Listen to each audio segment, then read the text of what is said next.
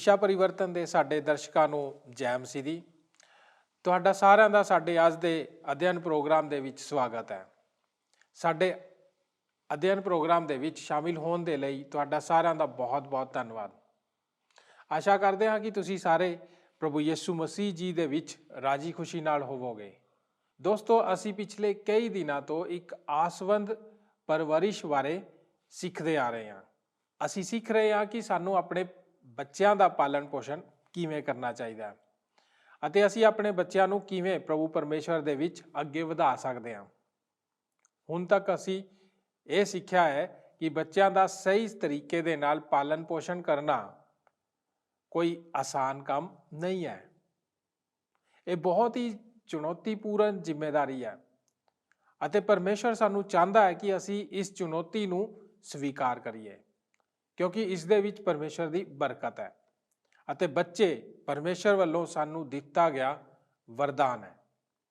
ਅਸੀਂ ਆਪਣੇ ਪਿਛਲੇ ਪ੍ਰੋਗਰਾਮ ਦੇ ਵਿੱਚ ਪਰਿਵਾਰਾਂ ਦੇ ਨੀਂਹ ਪੱਥਰ ਦੇ ਬਾਰੇ ਗੌਰ ਕੀਤਾ ਸੀ। ਅਸੀਂ ਪਿਛਲੇ ਵਚਨ ਦੇ ਬਾਰੇ ਵੇਖਿਆ ਜੋ ਕਿ ਹਰ ਮਸੀਹੀ ਪਰਿਵਾਰ ਦੇ ਲਈ ਪਰਮੇਸ਼ਵਰ ਦੀ ਇੱਕ ਮਜ਼ਬੂਤ ਨੀਂਹ ਹੈ। ਫਿਰ ਅਸੀਂ ਦੂਜੀ ਮਹੱਤਵਪੂਰਨ ਨੀਂਹ ਨੂੰ ਵੀ ਵੇਖਿਆ ਜੋ ਕਿ ਪ੍ਰਾਰਥਨਾ ਹੈ। ਦੋਸਤੋ, ਇਸੇ ਅਧਿਐਨ ਨੂੰ ਅੱਗੇ ਵਧਾਉਂਦੇ ਹੋਏ ਅੱਜ ਅਸੀਂ ਇੱਕ ਹੋਰ ਦਿਲਚਸਪ ਅਧਿਐਨ ਕਰਨ ਜਾ ਰਹੇ ਹਾਂ। ਸਾਨੂੰ ਪੂਰਾ ਵਿਸ਼ਵਾਸ ਹੈ ਕਿ ਤੁਸੀਂ ਇਸ ਅਧਿਐਨ ਪ੍ਰੋਗਰਾਮ ਨੂੰ ਆਨੰਦ ਲਓਗੇ। ਅੱਜ ਅਸੀਂ ਇੱਕ ਸਫਲ ਮਸੀਹੀ ਪਰਿਵਾਰ ਦੇ ਭੇਤਾਂ ਬਾਰੇ ਗੱਲ ਕਰਾਂਗੇ।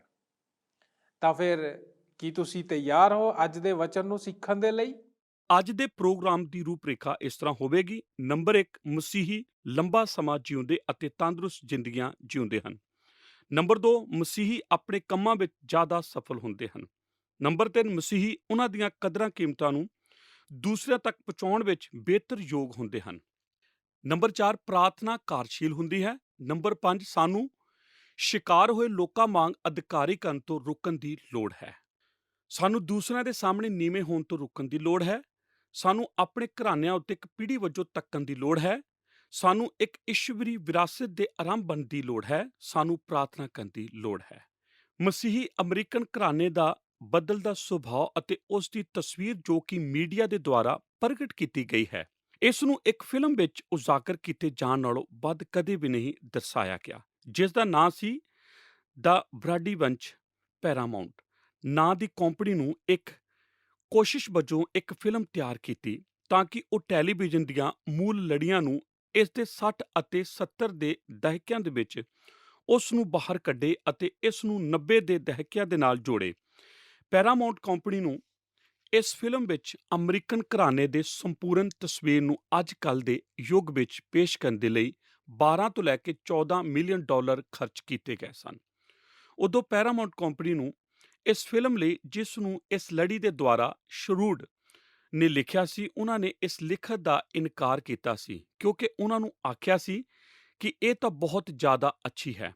ਉਹ ਲੇਖਕ ਲਿਆਂਦੇ ਗਏ ਸਨ ਜਿਨ੍ਹਾਂ ਦਾ ਕੋਈ ਵੀ ਸੰਬੰਧ 60 ਅਤੇ 70 ਦੇ ਦਹਾਕਿਆਂ ਵਿੱਚ ਮੂਲ ਲੜੀ ਦੇ ਨਾਲ ਕੋਈ ਨਹੀਂ ਸੀ। ਉਹਨਾਂ ਨੂੰ ਅਮਰੀਕਨ ਘਰਾਣੇ ਨੂੰ 90 ਦੇ ਦਹਾਕੇ ਦੇ ਨਾਲ ਜੋੜਨ ਲਈ ਆਖਿਆ ਗਿਆ ਸੀ ਅਤੇ ਉਹਨਾਂ ਨੂੰ ਇਸ ਤਰ੍ਹਾਂ ਲਿਖਿਆ ਸੀ। ਉਹਨਾਂ ਨੇ ਇਸ ਬ੍ਰਾਡੀ ਬੰਚ ਨਾਂ ਦੀ ਫਿਲਮ ਦੇ ਹਰੇਕ ਅਧਿਕਾਰ ਨੂੰ ਬਾਹਰ ਕੱਢ ਦਿੱਤਾ ਸੀ। ਵਿਚਾਰਾ ਮਿਸਟਰ ਬ੍ਰਾਡੀ ਆਪਣੀ ਸਾਰੀ ਕਾਬਲੀਅਤ ਨੂੰ ਖੋ ਬੈਠਾ ਸੀ ਅਤੇ ਉਸ ਫਿਲਮ ਦਾ ਆਰੰਭ ਇੱਕ ਮੈਕਡਾਨਲ ਨਾਂ ਦੇ ਹੋਟਲ ਵਿੱਚ ਕੀਤਾ ਗਿਆ ਸੀ, ਜਿੱਥੇ ਉਹ ਲੋਕਾਂ ਨੂੰ ਖਾਣਾ ਪਰੋਸਦਾ ਸੀ। ਮਾਰਥਾ ਨਾਂ ਦੀ ਇੱਕ ਹਮਦਰਦੀ ਵਾਲੀ ਔਰਤ ਦੇ ਸੰਬੰਧ ਵਿੱਚ ਅਤੇ ਘਰ ਨੂੰ ਸੰਭਾਲਣ ਲਈ ਹੈ, ਹਰੇਕ ਦੇ ਨਾਲ ਆਪਣੇ ਆਪ ਨੂੰ ਜੋੜ ਲੈਂਦੀ ਹੈ ਜੋ ਵੀ ਦਰਵਾਜ਼ੇ ਉੱਤੇ ਆਉਂਦਾ ਹੈ। ਇਸ ਤਰੀਕੇ ਨਾਲ ਉਹਨਾਂ ਦੇ ਲਈ ਜੋ ਏਜ਼ੀ ਜਿਹੀਆਂ ਫਿਲਮਾਂ ਦੇਖਦੇ ਹਨ, ਸ਼ਰੂਡ ਨੇ ਇਸ ਫਿਲਮ ਦੀਆਂ ਤਬਦੀਲੀਆਂ ਦੇ ਅਨੁਸਾਰ ਉਸ ਨੂੰ ਬਣਾਉਣ ਤੋਂ ਇਨਕਾਰ ਕਰ ਦਿੱਤਾ ਸੀ ਜੋ ਕਿ ਨਵੇਂ ਲੇਖਕਾਂ ਨੇ ਲਿਖੀਆਂ ਸਨ ਅਤੇ ਇਸ ਤੋਂ ਬਾਅਦ ਕਈ ਹੋਰ ਲੇਖਕ ਇਸ ਕਾਰਜ ਵਿੱਚ ਜੋੜਨ ਲਈ ਆਉਂਦੇ ਸਨ ਅਤੇ ਉਸ ਨੂੰ ਤਿਆਰ ਕੀਤਾ ਗਿਆ ਸੀ ਜਦੋਂ ਕਿ ਕੋਈ ਵੀ ਰੌਲੇ ਰੱਪੇ ਵਾਲੇ ਦ੍ਰਿਸ਼ ਉਸ ਵਿੱਚ ਨਹੀਂ ਸੀ, ਜਿਨ੍ਹਾਂ ਦਾ ਜ਼ਿਕਰ ਮੈਂ ਪਹਿਲਾਂ ਹੀ ਕੀਤਾ ਸੀ। ਕਈ ਬਦਨਾਮ ਕਰਨ ਵਾਲੇ ਕਥਨ ਸਨ ਜੋ ਇਸ ਭਿਆਨਕ ਵੇਰਵੇ ਨਾਲ ਜੁੜੇ ਹੋਏ ਸਨ। ਉਹ ਇਸ ਬ੍ਰਾਡੀ ਬੰਚ ਦੀ ਫਿਲਮ ਵਿੱਚ ਉਸੇ ਤਰ੍ਹਾਂ ਛੱਡ ਦਿੱਤੇ ਗਏ ਸਨ। ਸ਼ਾਇਦ ਉਸ ਨੂੰ ਬਣਾਉਣ ਵਾਲੇ ਐਲਨ ਜਾਰਡ ਨੂੰ ਉਸ ਦੀ ਰੂਪਰੇਖਾ ਸਰਬ ਉੱਤਮ ਤਰੀਕੇ ਦੇ ਨਾਲ ਫਿਲਮ ਵਿੱਚ ਕੀਤੀ ਸੀ। ਉਸ ਨੇ ਆਖਿਆ ਸੀ, ਅਸੀਂ ਬ੍ਰਾਡੀ ਬੰਚ ਨਾਂ ਦੀ ਫਿਲਮ ਦਾ ਮਖੌਲ ਨਹੀਂ ਉਡਾ ਰਹੇ। ਅਸੀਂ ਉਹਨਾਂ ਨੂੰ ਮੂਰਖ ਦੇਖਣ ਵਾਲੇ ਬਣਾਉਣ ਦੀ ਕੋਸ਼ਿਸ਼ ਨਹੀਂ ਕਰ ਰਹੇ ਹਾਂ, ਪਰ ਇਹ ਤਾਂ ਇਸ ਫਿਲਮ ਵਿੱਚ ਉਹਨਾਂ ਦੀਆਂ ਕਦਰਾਂ ਕੀਮਤਾਂ ਦੇ ਵਿਰੁੱਧ ਹੈ। ਇਹੋ ਹੀ ਇੱਕ ਚੀਜ਼ ਹੈ ਜਿਸ ਦੀ ਆਪ ਅਤੇ ਸਾਰੇ ਟੈਲੀਵਿਜ਼ਨ ਅਤੇ ਹਾਲੀਵੁੱਡ ਕਰਦੇ ਹਨ।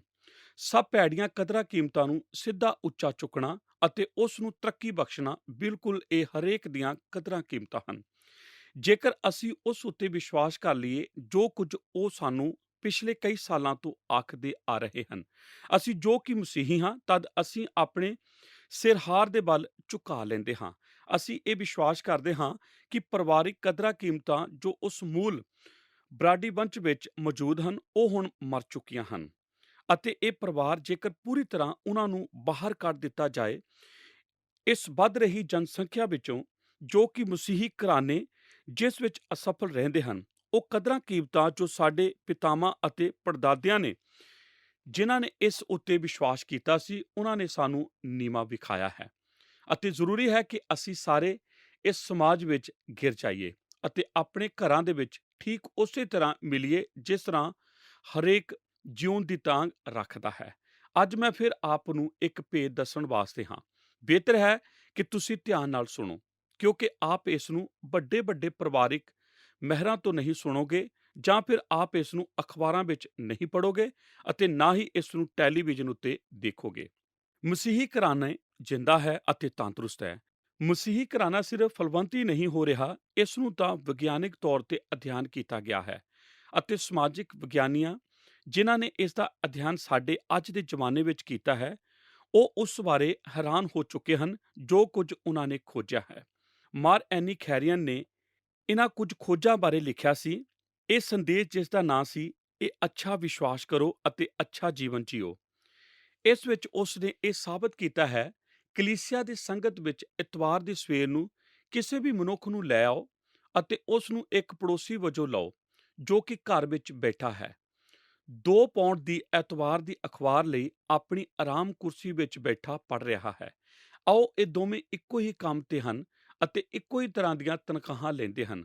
ਉਹਨਾਂ ਵਿੱਚੋਂ ਕੋਈ ਵੀ ਤਮਾਕੂ ਦਾ ਇਸਤੇਮਾਲ ਨਹੀਂ ਕਰਦਾ, ਸ਼ਰਾਬ ਨਹੀਂ ਪੀਂਦਾ, ਉਹ ਨਾ ਹੀ ਜੂਆ ਖੇਡਦਾ ਹੈ। ਦੋਵੇਂ ਹੀ ਆਪਣੇ ਦੰਦ ਚਮਕਾਉਂਦੇ ਹਨ ਅਤੇ ਦੇਖਭਾਲ ਕਰਦੇ ਹਨ ਅਤੇ ਦੋਵੇਂ ਹੀ ਅੱਛਾ ਭੋਜਨ ਦਾ ਆਨੰਦ ਮਾਣਦੇ ਹਨ। ਕੌਣ ਇਹਨਾਂ ਵਿੱਚੋਂ ਜ਼ਿਆਦਾ ਲੰਬੀ ਉਮਰ ਜੀਵੇਗਾ ਅਤੇ ਇੱਕ ਫਿਰ ਵਿਆਹ ਦੇ ਲਾਭਾਂ ਦਾ ਆਨੰਦ ਮਾਣੇਗਾ? ਉਹ ਮਨੁੱਖ, ਔਰਤ ਜੋ ਚਰਚ ਵਿੱਚ ਬੈਠਦਾ ਹੈ। ਵਰਤਮਾਨ ਵਰ੍ਹਿਆਂ ਦੇ ਦੌਰਾਨ ਵਿਗਿਆਨਿਕ ਖੋਜ ਉਸੇ ਦੀ ਹਮਾਇਤ ਕਰਦੀ ਹੈ ਜੋ ਕੁਝ ਆਮ ਬੁੱਧ ਨਾਲ ਅਗਲੇ ਸਾਲੇ ਬੱਦੀ ਦੱਸਿਆ ਹੈ। ਮੁੱਖ ਤੌਰ ਤੇ ਇਹ ਕਲੀਸਿਆ ਨੂੰ ਜਾਣ ਵਾਲੇ ਲੰਬੇ ਜੀਵਨ ਜਿਉਂਦੇ ਹਨ ਅਤੇ ਵਿਆਹ ਦੇ ਸਮੇਂ ਵਿੱਚ ਹਨ ਅਤੇ ਉਹਨਾਂ ਨਾਲ ਜ਼ਿਆਦਾ ਖੁਸ਼ੀ ਮਹਿਸੂਸ ਕਰਦੇ ਹਨ ਜੋ ਆਖਦੇ ਹਨ ਕਿ ਉਹ ਪਰਮੇਸ਼ਰ ਵਿੱਚ ਵਿਸ਼ਵਾਸ ਨਹੀਂ ਕਰਦੇ। ਮੈਂ ਇਸ ਲੇਖਕ ਨੂੰ ਬਹੁਲ ਨਾਂ ਦੇ ਰਸਾਲੇ ਵਿੱਚ ਪੜ੍ਹਿਆ ਸੀ ਅਤੇ ਉਸ ਲੇਖ ਦੇ ਰਾਹੀਂ ਕੁਝ ਹੋਰ ਅਧਿਐਨ ਦੇ ਵਿੱਚ ਲਗਾਇਆ ਸੀ ਜੋ ਕਈ ਵਰਤਮਾਨ ਵਰ੍ਹਿਆਂ ਵਿੱਚ ਇਸ ਨੂੰ ਸਿੱਖਣ ਜਾ ਰਹੇ ਹਾਂ, ਅਤੇ ਮੈਂ ਤਾਂ ਇਹਨਾਂ ਦੀ ਖੋਜ ਕਰਕੇ ਹੱਕਾ ਬੱਕਾ ਰਹਿ ਗਿਆ ਸੀ ਅਤੇ ਇਸ ਜਗਤ ਤੋਂ ਬਾਹਰ ਕਿੰਨੀ ਖੋਜ ਕੀਤੀ ਜਾ ਚੁੱਕੀ ਹੈ, ਇਹ ਨਿਰਧਾਰਿਤ ਕਰਨ ਲਈ ਕਿ ਇਹ ਗੱਲਾਂ ਜੋ ਅਸੀਂ ਵਿਸ਼ਵਾਸ ਕਰਦੇ ਹਾਂ, ਇਹ ਅਸਲ ਵਿੱਚ ਅੱਜ ਹੀ ਬੋਲਦਾ ਹਾਂ। ਅਤੇ ਅੱਜ ਮੈਂ ਆਪ ਨੂੰ ਉਹਨਾਂ 4 ਗੱਲਾਂ ਬਾਰੇ ਦੱਸਣ ਦੀ ਖੁਆਇਸ਼ ਰੱਖਦਾ ਹਾਂ ਜੋ ਕਿ ਇਹਨਾਂ ਖੋਜਕਾਰਾਂ ਨੂੰ ਸਖਤ ਹੋਣ ਲਈ ਖੋਜੀਆਂ ਹਨ। ਇਹ ਮਸੀਹੀ ਪਰਿਵਾਰ ਦੇ ਭੇਦ ਹਨ ਜੋ ਕਿ ਜ਼ਿਆਦਾਤਰ ਲੋਕ ਕਦੇ ਵੀ ਗਲੇ ਨਹੀਂ ਲਗਾਉਂਦੇ, ਕਿਉਂਕਿ ਕੋਈ ਵੀ ਕਦੇ ਵੀ ਇਹਨਾਂ ਬਾਰੇ ਜ਼ਿਕਰ ਨਹੀਂ ਕਰਦਾ। ਨੰਬਰ 1, ਮਸੀਹੀ ਲੋਕ ਲੰਬਾ ਜੀਵਨ ਜਿਉਂਦੇ ਅਤੇ ਇੱਕ ਮਨ ਜ਼ਿੰਦਗੀਆਂ ਜਿਉਂਦੇ ਹਨ। ਸਭ ਤੋਂ ਪਹਿਲਾਂ ਮੈਨੂੰ ਇਹ ਆਖਣ ਦੀ ਲੋੜ ਹੈ ਕਿ ਇਹਨਾਂ ਅਧਿਐਨ ਨੇ ਸਿੱਧ ਕੀਤਾ ਹੈ ਕਿ ਮਸੀਹੀ ਲੋਕ ਲੰਬਾ ਆਰਾਮ ਜਿਉਂਦੇ ਅਤੇ ਤੰਦਰੁਸਤ ਜੀਵਨ ਜਿਉਂਦੇ ਹਨ। ਅਤੇ ਇਹ ਕੀ ਹੈ ਜੋ ਪਰਮੇਸ਼ਰ ਦੇ ਪਿੱਛੇ ਚੱਲਦੇ ਹਨ ਅਤੇ ਉਸ ਦੇ ਸਿਧਾਂਤਾਂ ਅਤੇ ਬਾਈਬਲ ਬਾਣੀ ਦੇ ਸਿਧਾਂਤਾਂ ਦੇ ਅਨੁਸਾਰ ਉਹਨਾਂ ਨੂੰ ਲੰਬਾ ਜੀਵਨ ਪ੍ਰਾਪਤ ਹੁੰਦਾ ਹੈ। ਹੁਣ ਜ਼ਬੂਰ 128 ਅਤੇ ਉਸ ਦੀਆਂ 5 ਅਤੇ 6 ਐਤਾਂ ਬਾਰੇ ਗੌਰ ਕਰੋ। ਭਜਨਕਾਰ ਦੁਆਰਾ ਇਸ ਜ਼ਬੂਰ ਦੇ ਅੰਤ ਵਿੱਚ ਇਹ ਹਵਾਲਾ ਦਿੱਤਾ ਗਿਆ ਹੈ, ਯਹੋਵਾ ਸਿਯੋਨ ਤੋਂ ਤੁਹਾਨੂੰ ਬਰਕਤ ਦੇਵੇ ਅਤੇ ਤੂੰ ਜੀਵਨ ਭਰ ਯਰੂਸ਼ਲਮ ਦੀ ਭਲਾਈ ਵੇਖੇ ਅਤੇ ਆਪਣੇ ਦੋਤੇ ਪੋਤਰੇ ਵੇਖੇ ਇਸਰਾਏਲ ਉੱਤੇ ਸਲਾਮਤੀ ਹੋਵੇ। ਭਜਨਕਾਰ ਇਸ ਗੱਲ ਦਾ ਹਵਾਲਾ ਦਿੰਦਾ ਹੈ ਕਿ ਪਰਮੇਸ਼ਰ ਦੀ ਬਰਕਤ ਉਹਨਾਂ ਨੂੰ ਉਹਨਾਂ ਦੇ ਪੋਤਿਆਂ ਅਤੇ ਪੜੋਤਿਆਂ ਨੂੰ ਦੇਖਣ ਦੇ ਯੋਗ ਬਣਾਵੇ, ਅਤੇ ਉਹ ਇਹ ਢੱਕਿਆ ਹੋਇਆ ਹਵਾਲਾ ਹੈ ਜਿਸ ਨੂੰ ਬਾਈਬਲ ਬਾਣੀ ਹੋਰ ਦੂਸਰੇ ਥਾਵਾਂ ਵਿੱਚ ਬਹੁਤ ਸਪਸ਼ਟ ਤੌਰ ਤੇ ਦਿਖਾਉਂਦੀ ਹੈ। ਮਿਸਾਲ ਵਜੋਂ ਕਹੌਤਾਂ ਦੀ ਪੁਸਤਕ ਵਿੱਚ ਅਸੀਂ ਇਹ ਪੜ੍ਹਦੇ ਹਾਂ। ਕਹੌਤਾ 10 ਅਧਿਆਇ 27 ਵਚਨ, ਯਹੋਵਾ ਦਾ ਭੈ ਉਮਰ ਨੂੰ ਵਧਾਉਂਦਾ ਹੈ, ਪਰ ਦੁਸ਼ਟ ਦੇ ਬਰੇ ਥੋੜੇ ਹੋਣਗੇ। ਹੋ ਸਕਦਾ ਹੈ ਆਪ ਨੇ ਇਹਨਾਂ ਬਚਨਾਂ ਨੂੰ ਪਹਿਲਾਂ ਸੁਣਿਆ ਹੋਵੇ, ਕਿਉਂਕਿ ਬਾਈਬਲ ਬਾਣੀ ਵਿੱਚ ਇਸ ਤਰ੍ਹਾਂ ਦਾ ਹਵਾਲਾ ਕਈ ਵਾਰ ਬਾਣੀ ਵਿੱਚ ਦਿੱਤਾ ਗਿਆ ਹੈ। ਪਰ ਇਹ ਤਾਂ ਭਵਿਸ਼ਤਾ ਵਿੱਚ ਹੈ।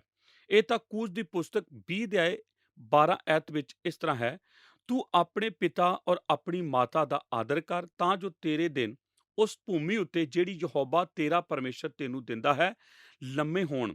ਜਦੋਂ ਭਵਿਸ਼ਤਾ ਦਾ ਜ਼ਿਕਰ ਭਵਿਸ਼ਤਾ ਸਾਰ ਦੀ ਪੁਸਤਕ ਵਿੱਚ ਦੁਬਾਰਾ ਕੀਤਾ ਗਿਆ ਹੈ, ਇਸ ਦਾ ਅਰਥ ਹੁੰਦਾ ਹੈ ਦੁਬਾਰਾ ਦੇਖਣਾ, ਦੁਬਾਰਾ ਪੇਜ ਪੜ੍ਹਨਾ, ਤਾਂ ਕਿ ਭਵਿਸ਼ਤਾ ਸਾਰ ਦੀ ਪੋਥੀ ਦੇ 5 ਅਧਿਆਇ 16 ਐਤ ਵਿੱਚ ਇਸ ਤਰ੍ਹਾਂ ਆਖਿਆ ਗਿਆ ਹੈ, ਤੂੰ ਆਪਣੇ ਪਿਤਾ ਅਤੇ ਮਾਤਾ ਦਾ ਆਦਰ ਕਰ, ਜਿਵੇਂ ਯਹੋਵਾ ਤੇਰਾ ਪਰਮੇਸ਼ਰ ਤੈਨੂੰ ਹੁਕਮ ਦਿੰਦਾ ਸੀ, ਤਾਂ ਜੋ ਤੇਰੇ ਦਿਨ ਲੰਮੇ ਹੋਣ ਅਤੇ ਉਸ ਭੂਮੀ ਉੱਤੇ ਜਿਹੜੀ ਯਹੋਵਾ ਤੇਰਾ ਪਰਮੇਸ਼ਰ ਤੈਨੂੰ ਦਿੰਦਾ ਹੈ ਤੇਰਾ ਭਲਾ ਹੋਵੇ।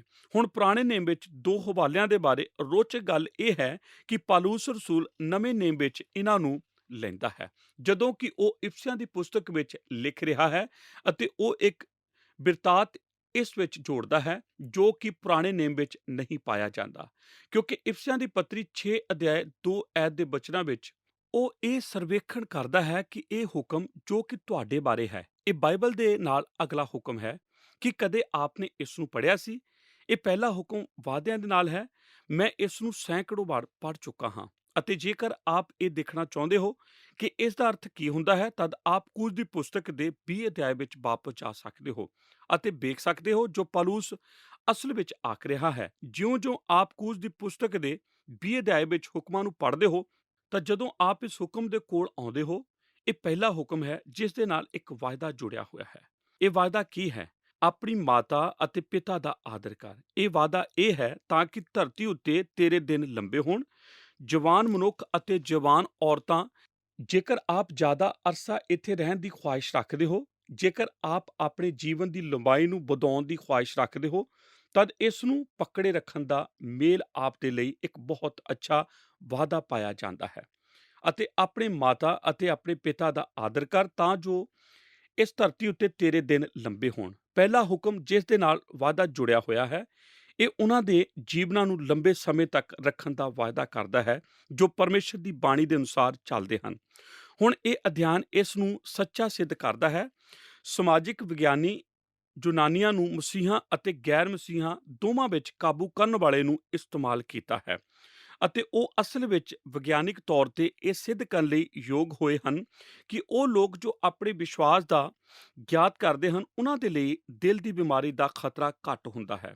ਉਹ ਲੋਕ ਜੋ ਆਪਣੀ ਨੇਚਾ ਦਾ ਅਭਿਆਸ ਕਰਦੇ ਹਨ, ਉਹ ਘੱਟ ਖੂਨ ਦਾ ਪ੍ਰਵਾਹ ਰੱਖਦੇ ਹਨ। ਉਹ ਲੋਕ ਜੋ ਆਪਣੀ ਨੇਚਾ ਦਾ ਅਭਿਆਸ ਕਰਦੇ ਹਨ, ਉਹ ਹਸਪਤਾਲ ਵਿੱਚ ਘੱਟ ਸਮਾਂ ਬਿਤਾਉਂਦੇ ਹਨ। ਆਪ ਆਖਦੇ ਹੋ ਕਿ ਇਹ 100% ਗਰੰਟੀ ਹੈ। ਨਹੀਂ, ਇਹ ਤਾਂ ਆંકੜਿਆਂ ਨਾਲ ਸੰਬੰਧਿਤ ਅਧਿਐਨ ਹਨ ਜੋ ਕਿ ਆਮ ਤੌਰ ਤੇ ਸੱਚ ਹਨ। ਇਹਨਾਂ ਵਿੱਚੋਂ ਕੋਈ ਇੱਕ ਵੀ 100% ਵਾਲਾ ਗਰੁੱਪ ਨਹੀਂ ਹੋਣ ਜਾ ਰਿਹਾ, ਪਰ ਇਹ ਤਾਂ ਉਹ ਹੈ ਜੋ ਕਿ ਖੋਜ ਸਿੱਧ ਕਰ ਰਹੀ ਹੈ। ਅਤੇ ਹੁਣ ਸਮਾਜਿਕ ਵਿਗਿਆਨੀ ਅੱਗੇ ਆ ਕੇ ਇਸ ਤਰ੍ਹਾਂ ਆਖਦੇ ਹਨ ਕਿ ਇਹ ਸੱਚ ਠੀਕ ਹੈ। ਮਸੀਹ ਲੋਕ ਆਪਣੇ ਕੰਮ ਧੰਦਿਆਂ ਵਿੱਚ ਜ਼ਿਆਦਾ ਸਫਲ ਹੁੰਦੇ ਹਨ। ਇਹਨਾਂ ਅਧਿਐਨਾਂ ਤੋਂ ਪ੍ਰਾਪਤ ਕੀਤਾ ਦੂਸਰਾ ਵਿਚਾਰ ਹੈ। ਦੂਸਰਾ ਨੰਬਰ, ਇਹ ਅਧਿਐਨ ਸਿੱਧ ਕਰਦੇ ਹਨ ਕਿ ਮਸੀਹ ਲੋਕ ਆਪਣੇ ਕਾਰੋਬਾਰੀ ਜੀਵਨ ਵਿੱਚ ਸਫਲ ਹੁੰਦੇ ਹਨ। ਹੁਣ ਮੈਂ ਉਹਨਾਂ ਸਾਰੀਆਂ ਨਿਰਾਸ਼ਾ ਕਰਨ ਵਾਲੀਆਂ ਕਹਾਣੀਆਂ ਨੂੰ ਜਾਣਦਾ ਹਾਂ ਕਿ ਕਿਵੇਂ ਕ੍ਰਿਸਚਨ ਲੋਕ ਆਪਣੇ ਕਾਰੋਬਾਰੀ ਜੀਵਨ ਵਿੱਚ ਬਹੁਤ ਜ਼ਿਆਦਾ ਨਾਮ ਮਾਹਿਰ ਕਰਦੇ ਹਨ। ਮੈਂ ਉਹਨਾਂ ਲੋਕਾਂ ਤੋਂ ਸਭ ਕੁਝ ਸੁਣਿਆ ਹੈ ਜੋ ਆਖਦੇ ਹਨ ਕਿ ਮੈਂ ਤਾਂ ਉਹਨਾਂ ਲੋਕਾਂ ਨਾਲ ਕਾਰੋਬਾਰ ਕਰਨਾ ਹੈ ਜੋ ਮਸੀਹੀ ਨਹੀਂ ਹਨ, ਉਹਨਾਂ ਲੋਕਾਂ ਨਾਲੋਂ ਵੱਧ ਜੋ ਕਿ ਕ੍ਰਿਸਚਨ ਹਨ, ਪਰ ਸਾਡੇ ਵਿੱਚ ਉਹਨਾਂ ਉੱਤੇ ਗੌਰ ਕਰਨ ਦਾ ਝੁਕਾਓ ਪਾਇਆ ਜਾਂਦਾ ਹੈ, ਅਤੇ ਉਹਨਾਂ ਨੂੰ ਇੱਕ ਸਮੁੱਚੇ ਨਿਯਮ ਬਣਾਉਣ ਦਾ ਉਹ ਵਿਗਿਆਨਿਕ ਖੋਜ ਜੋ ਮੈਂ ਕੁਝ ਪਲਾਂ ਵਿੱਚ ਆਪ ਨੂੰ ਦੱਸਣ ਜਾ ਰਿਹਾ ਹਾਂ, ਉਹ ਉਹਨਾਂ ਵਰਤਮਾਨ ਸਰਵੇਖਣ ਦੇ ਲਈ ਇੱਕ ਵੱਡੀ ਚੁਣੌਤੀ ਹੈ। ਪਰ ਇਸ ਤੋਂ ਪਹਿਲਾਂ ਕਿ ਅਸੀਂ ਇੱਕ ਹੋਰ ਵੱਲ ਤੱਕੀਏ, ਸ਼ਾਇਦ ਸਾਨੂੰ ਇੱਕ ਪਲ ਰੁਕਣਾ ਚਾਹੀਦਾ ਹੈ ਅਤੇ ਆਪਣੇ ਆਪ ਨੂੰ ਪੁੱਛਣਾ ਚਾਹੀਦਾ ਹੈ ਕਿ ਬਾਈਬਲ ਵਿੱਚ ਅਜਿਹਾ ਸਥਾਨ ਹੈ ਜਿੱਥੇ ਆਪ ਇਸ ਬਾਰੇ ਕੋਈ ਸਬੂਤ ਪ੍ਰਾਪਤ ਕਰ ਸਕੋ ਜੋ ਕਿ ਉਸ ਵਿਅਕਤੀ ਲਈ ਮੇਨ ਹੋਣਾ ਚਾਹੀਦਾ ਹੈ ਜੋ ਕਿ ਪਰਮੇਸ਼ਰ ਦੇ ਪਿੱਛੇ ਚੱਲਦਾ ਹੈ। ਕੀ ਇਹ ਸੱਚ ਹੈ ਕਿ ਜੇਕਰ ਅਸੀਂ ਪਰਮੇਸ਼ਰ ਦੀ ਬਾਣੀ ਦੇ ਨਿਯਮਾਂ ਦੇ ਪਿੱਛੇ ਚੱਲੀਏ, ਜੇਕਰ ਅਸੀਂ ਮਸੀਹ ਦੇ ਚੇਲੇ ਹਾਂ, ਜੇਕਰ ਅਸੀਂ ਬਾਈਬਲ ਬਾਣੀ ਦੇ ਵਿੱਚ ਹਾਂ ਅਤੇ ਅਸੀਂ ਆਪਣੇ ਦਿਲ ਤੋਂ ਪਰਮੇਸ਼ਰ ਉੱਤੇ ਵਿਸ਼ਵਾਸ ਕਰਦੇ ਆ ਰਹੇ ਹਾਂ, ਇਹ ਕੋਈ ਅਜਿਹਾ ਸਬੂਤ ਇਸ ਤਰ੍ਹਾਂ ਕਰਨ ਲਈ ਹੈ ਕਿ ਅਸੀਂ ਆਪਣੇ ਸਾਰੇ ਜੀਵਨ ਵਿੱਚ ਅਤੇ ਆਪਣੇ ਜੀਵਨ ਦੇ ਕਾਰੋਬਾਰੀ ਭਾਗ ਵਿੱਚ ਵੀ ਸਫਲਤਾ ਦਾ ਕਿਸੇ ਮੌਕੇ ਵਿੱਚ ਵਾਧਾ ਕਰ ਸਕਾਂਗੇ। ਮੈਂ ਆਪ ਲਈ ਕੁਝ ਬਾਈਬਲ ਬਾਣੀ ਦੇ ਬਚਨਾਂ ਨੂੰ ਪੜ੍ਹਨ ਜਾ ਰਿਹਾ ਹਾਂ। ਇਹਨਾਂ ਵਿੱਚੋਂ ਕੁਝ ਕੁ ਨੂੰ ਆਪ ਜਾਣਦੇ ਹੋ ਅਤੇ ਕੁਝ ਕੁ ਜੋ ਆਪ ਨੂੰ ਹੈਰਾਨ ਕਰ ਸਕਣ।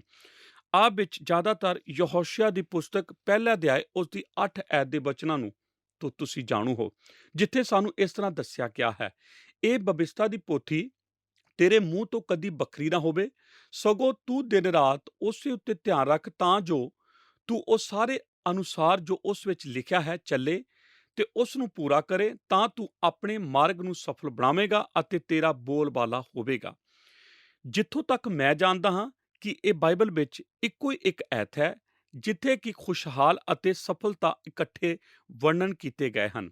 ਯਹੋਸ਼ੂਆ ਦੀ ਪੁਸਤਕ ਵਿੱਚ ਇਹ ਆਖਦਾ ਹੈ, ਇੱਥੇ ਸਫਲ ਅਤੇ ਖੁਸ਼ਹਾਲ ਹੋਣ ਬਾਰੇ ਆਖਿਆ ਗਿਆ ਹੈ।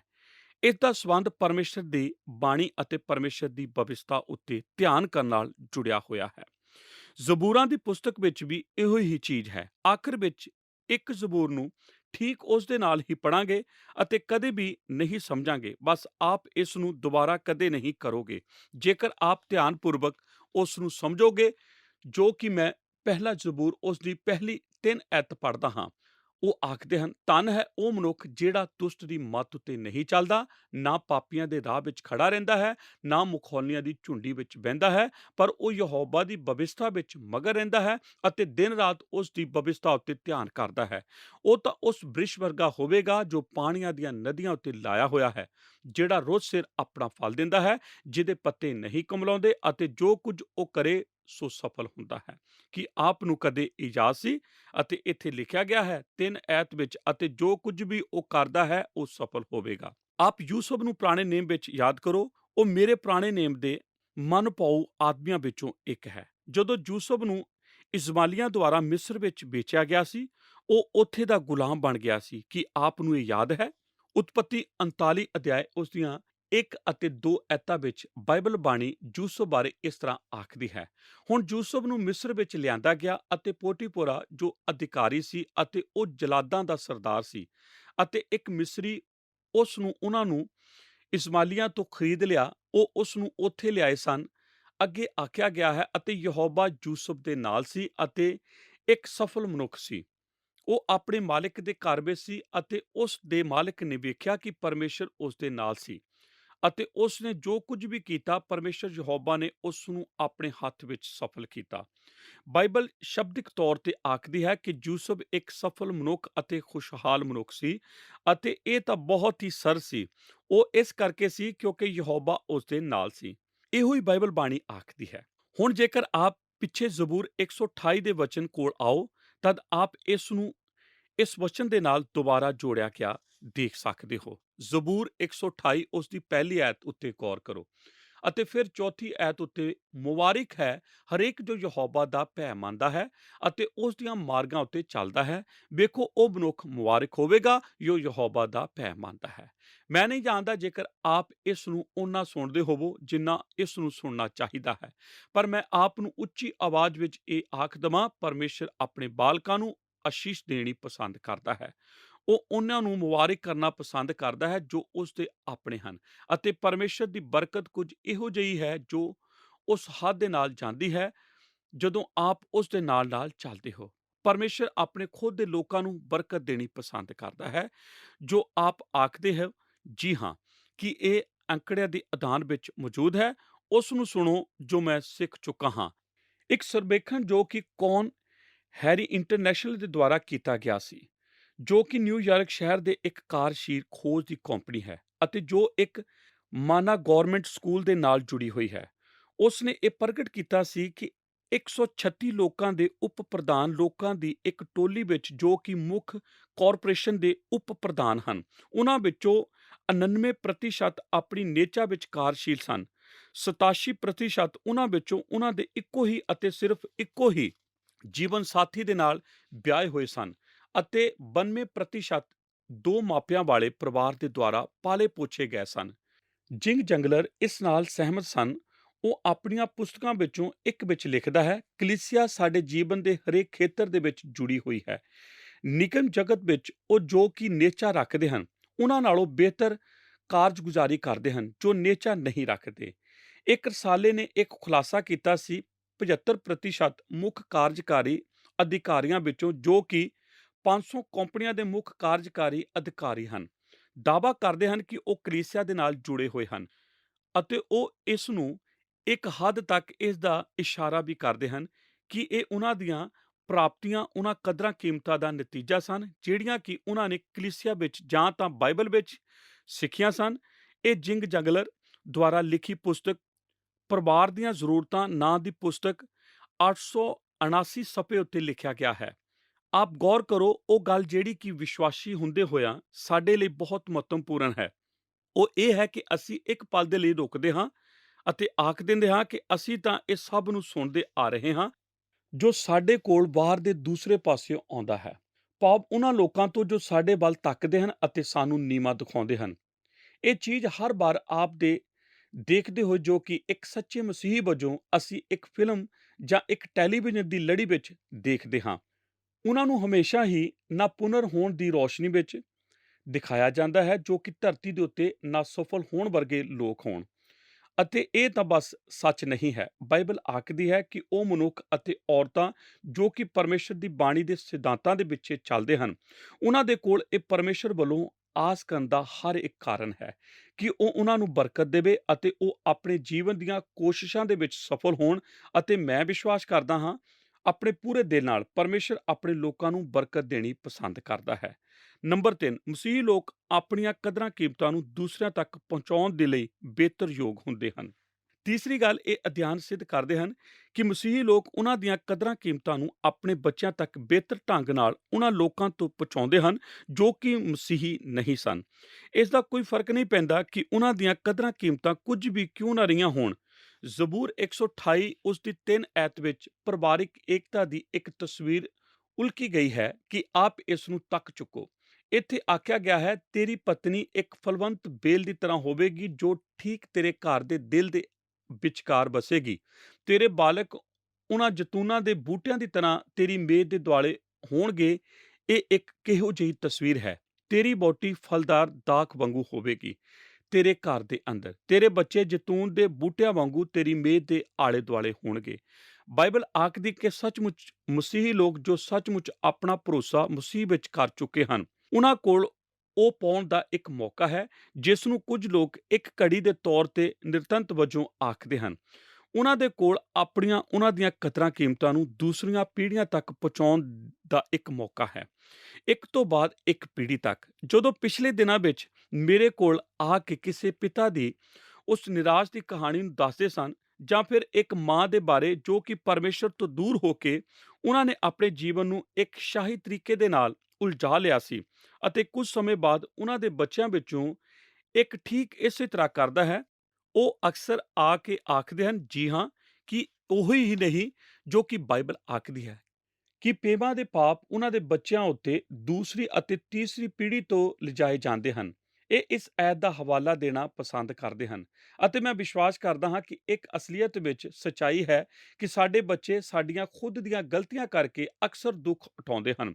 ਇਹ ਤਾਂ ਕਿਸੇ ਵੀ ਪਰਿਵਾਰ ਦੇ ਲਈ ਸੱਚ ਹੈ। ਇੱਕ ਮਾਪਾ ਹੋਣ ਦਾ ਸਭ ਤੋਂ ਭੈੜਾ ਭਾਗ ਉਹਨਾਂ ਦੇ ਬੱਚਿਆਂ ਵਿੱਚ ਉਸ ਸਭ ਤੋਂ ਭੈੜਾ ਹਿੱਸੇ ਨੂੰ ਜੋ ਕਿ ਮਾਪਿਆਂ ਵਿੱਚ ਹੁੰਦਾ ਹੈ ਉਸ ਨੂੰ ਪ੍ਰਗਟ ਕੀਤਾ ਜਾਣਾ ਹੁੰਦਾ ਹੈ। ਕੋਈ ਵੀ ਇਸ ਨੂੰ ਵੇਖਣਾ ਪਸੰਦ ਨਹੀਂ ਕਰਦਾ। ਇਹ ਤਾਂ ਇੱਕ ਬਹੁਤ ਹੀ ਭਿਆਨਕ ਚੀਜ਼ ਹੈ।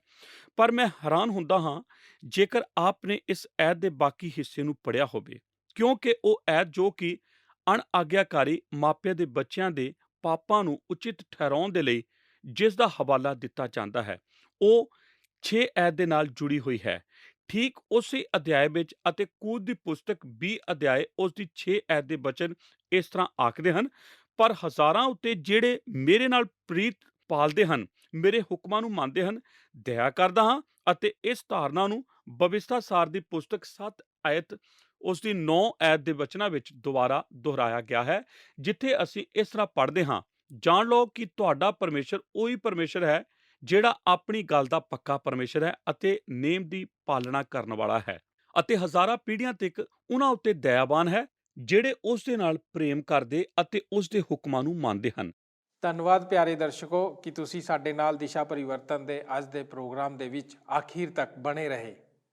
ਉਮੀਦ ਕਰਦੇ ਹਾਂ ਕਿ ਇਸ ਪ੍ਰੋਗਰਾਮ ਦੇ ਜ਼ਰੀਏ ਤੁਹਾਨੂੰ ਸਭਨਾਂ ਨੂੰ ਬੜੀ ਆਸ਼ੀਸ਼ ਅਤੇ ਬਰਕਤ ਮਿਲੀ ਹੋਈ ਹੋਗੀ। ਅਸੀਂ ਇਹਨਾਂ ਵਿਗਿਆਨਿਕ ਅਧਿਐਨਾਂ ਦੇ ਦੁਆਰਾ ਪਹਿਲੀ ਗੱਲ ਇਹ ਵੇਖੀ ਕਿ ਮਸੀਹੀ ਲੋਕ ਇੱਕ ਲੰਬਾ ਜੀਵਨ ਜੀਂਦੇ ਹਨ ਅਤੇ ਇੱਕ ਮਨ ਜ਼ਿੰਦਗੀਆਂ ਨੂੰ ਜੀਂਦੇ ਹਨ, ਕਿਉਂਕਿ ਬਾਈਬਲ ਦੱਸਦੀ ਹੈ ਕਿ ਯਹੋਵਾ ਦਾ ਭੈ ਮੰਨਣਾ ਉਮਰ ਨੂੰ ਵਧਾਉਂਦਾ ਹੈ। ਫਿਰ ਅਸੀਂ ਦੂਜੀ ਗੱਲ ਇਹ ਵੇਖੀ ਕਿ ਮਸੀਹੀ ਲੋਕ ਆਪਣੇ ਕਾਰੋਬਾਰੀ ਜੀਵਨ ਦੇ ਵਿੱਚ ਵੀ ਸਫਲ ਹੁੰਦੇ ਹਨ। ਅਸੀਂ ਵਿਗਿਆਨਿਕ ਅਧਿਐਨ ਤੋਂ ਇਲਾਵਾ ਇਸ ਦੇ ਵਿਸ਼ੇ ਵਿੱਚ ਕਈ ਬਾਈਬਲ ਦੇ ਉਦਾਹਰਨਾਂ ਨੂੰ ਦੇਖਿਆ। ਇਸ ਤੋਂ ਬਾਅਦ ਅਸੀਂ ਦੇਖਿਆ ਕਿ ਮਸੀਹੀ ਲੋਕ ਆਪਣੀ ਕਦਰਾਂ ਕੀਮਤਾਂ ਨੂੰ ਆਪਣੇ ਬੱਚਿਆਂ ਦੇ ਰਾਹੀਂ ਉਹਨਾਂ ਤੱਕ ਪਹੁੰਚਾਉਂਦੇ ਹਨ ਜੋ ਮਸੀਹੀ ਨਹੀਂ ਹਨ। ਦੋਸਤੋ, ਸਮੇਂ ਦੀ ਕਮੀ ਕਰਕੇ ਅਸੀਂ ਇਸ ਵਿਸ਼ੇ ਨੂੰ ਅੱਜ ਪੂਰਾ ਨਹੀਂ ਕਰ ਸਕੇ। ਇਸ ਵਿਸ਼ੇ ਦੇ ਉੱਤੇ ਸਾਡਾ ਅਧਿਐਨ ਅਗਲੇ ਪ੍ਰੋਗਰਾਮ ਦੇ ਵਿੱਚ ਵੀ ਜਾਰੀ ਰਹੇਗਾ। ਹੁਣ ਸਾਨੂੰ ਇਜਾਜ਼ਤ ਦਿਓ, ਅੱਜ ਦੇ ਪ੍ਰੋਗਰਾਮ ਨੂੰ ਇੱਥੇ ਹੀ ਸਮਾਪਤ ਕਰਦੇ ਹਾਂ। ਆਓ ਪ੍ਰਾਰਥਨਾ ਕਰੀਏ। ਸਾਡੇ ਸੱਚੇ ਜਿੰਦਾ ਪਰਮੇਸ਼ਵਰ, ਅਨੁਗ੍ਰਹਿਕਾਰੀ, ਕਿਰਪਾਲੂ ਅਤੇ ਦਿਆਲੂ ਪ੍ਰਭੂ, ਅਸੀਂ ਤੁਹਾਡੇ ਸਿੰਹਾਸਨ ਦੇ ਸਾਹਮਣੇ ਆਂਦੇ ਪ੍ਰਭੂ, ਤੁਹਾਡਾ ਧੰਨਵਾਦ ਕਰਦੇ ਪ੍ਰਭੂ ਕਿ ਤੁਸੀਂ ਸਾਡੇ ਉੱਤੇ ਬਰਕਤ ਕੀਤੀ। ਅੱਜ ਦੇ ਵਚਨ ਦੇ ਦੁਆਰਾ ਪ੍ਰਭੂ ਜੀ ਸਾਡੇ ਨਾਲ ਗੱਲਬਾਤ ਕੀਤੀ, ਸਾਨੂੰ ਸਿਖਾਇਆ ਕਿ ਅਸੀਂ ਜਿਸ ਤਰ੍ਹਾਂ ਆਪਣੇ ਬੱਚਿਆਂ ਦਾ ਲਾਲਨ ਪਾਲਨ ਕਰਦੇ ਹਾਂ ਉਸ ਤਰ੍ਹਾਂ ਪਿਤਾ ਪਰਮੇਸ਼ਵਰ ਤੂੰ ਚਾਹੁੰਦਾ ਕਿ ਅਸੀਂ ਪਿਤਾ ਪਰਮੇਸ਼ਵਰ ਤੁਹਾਡੀ ਖਰਾਈ ਦਾ ਜੀਵਨ ਜੀਂਦੇ ਹੋਏ ਲੋਕਾਂ ਦੇ ਸਾਹਮਣੇ ਇੱਕ ਅੱਛਾ ਨਮੂਨਾ ਬਣ ਕੇ ਉਭਰੀਏ। ਅੱਜ ਅਸੀਂ ਤੁਹਾਡੇ ਵਚਨ ਤੋਂ ਸਿੱਖਿਆ ਪਿਆਰੇ ਪਿਤਾ ਪਰਮੇਸ਼ਵਰ ਕਿ ਇੱਕ ਕਾਮਯਾਬ, ਇੱਕ ਸਫਲ ਮਸੀਹੀ ਕੌਣ ਹੈ ਅਤੇ ਉਸ ਦੀ ਜ਼ਿੰਦਗੀ 'ਚ ਉਹਦੀ ਸਫਲਤਾ ਦੀਆਂ ਕੀ ਯੋਗਤਾਵਾਂ ਜਾਂ ਖੂਬੀਆਂ ਹਨ। ਅਸੀਂ ਉਹਨਾਂ ਭੇਦਾਂ ਨੂੰ ਜਾਣਿਆ ਜਿਨ੍ਹਾਂ ਕਰਕੇ ਇੱਕ ਵਿਅਕਤੀ ਪ੍ਰਭੂ ਜੀ ਸਫਲ ਕਹਾਂਦਾ ਹੈ। ਪਿਤਾ ਪਰਮੇਸ਼ਵਰ, ਅਸੀਂ ਦੇਖਿਆ ਕਿ ਕੋਈ ਵੀ ਵਿਅਕਤੀ ਜਦ ਤੱਕ ਸਫਲ ਨਹੀਂ ਹੋ ਸਕਦਾ ਜਦ ਤੱਕ ਉਹਦੀ ਬੁਨਿਆਦ ਤੁਹਾਡੇ ਵਚਨ 'ਤੇ ਨਾ ਹੋਏ ਅਤੇ ਉਹ ਪ੍ਰਾਰਥਨਾ ਦਾ ਜੀਵਨ ਨਾ ਜੀਂਦਾ ਹੋਏ। ਪਿਤਾ ਪਰਮੇਸ਼ਵਰ, ਤੁਹਾਡਾ ਧੰਨਵਾਦ ਕਰਦੇ ਹਾਂ ਕਿ ਤੁਸੀਂ ਅੱਜ ਦੇ ਵਚਨਾਂ ਦੇ ਦੁਆਰਾ ਸਾਡੇ ਨਾਲ ਗੱਲਬਾਤ ਕਰਕੇ ਸਾਨੂੰ ਆਸ਼ੀਸ਼ ਦਿੱਤੀ, ਸਾਡੇ ਬੰਧਨਾਂ ਨੂੰ ਤੋੜਿਆ। ਅੱਜ ਦੇ ਇਸ ਪ੍ਰੋਗਰਾਮ ਵਾਸਤੇ ਪ੍ਰਭੂ ਜੀ ਅਸੀਂ ਤੁਹਾਡਾ ਲੱਖ ਲੱਖ ਧੰਨਵਾਦ ਕਰਦੇ ਹਾਂ। ਅੱਜ ਦੀ ਸਿੱਖਿਆ ਵਾਸਤੇ ਪਿਤਾ ਪਰਮੇਸ਼ਵਰ ਅਸੀਂ ਤੁਹਾਡਾ ਧੰਨਵਾਦ ਕਰਦੇ, ਤੁਹਾਡੇ ਨਾਮ ਨੂੰ ਉੱਚਾ ਚੁੱਕਦੇ ਹਾਂ। ਧੰਨਵਾਦ ਪ੍ਰਭੂ ਜੀ ਇੱਕ ਅੱਛੀ ਸਿੱਖਿਆ ਦੇਣ ਵਾਸਤੇ। ਯਿਸੂ ਨਾਸਰੀ ਜੀ ਦੇ ਨਾਂ 'ਚ ਇਸ ਪ੍ਰਾਰਥਨਾ ਨੂੰ ਮੰਗਦੇ ਹਾਂ, ਆਮੀਨ। ਕੀ ਤੁਹਾਨੂੰ ਇਹ ਪ੍ਰੋਗਰਾਮ ਪਸੰਦ ਆਇਆ? ਹੁਣੇ ਸਾਨੂੰ ਇੱਕ ਮਿਸ ਕਾਲ ਦਿਓ ਤੇ ਤੁਸੀਂ ਅਗਲੇ ਜੇਤੂ ਹੋ ਸਕਦੇ ਹੋ।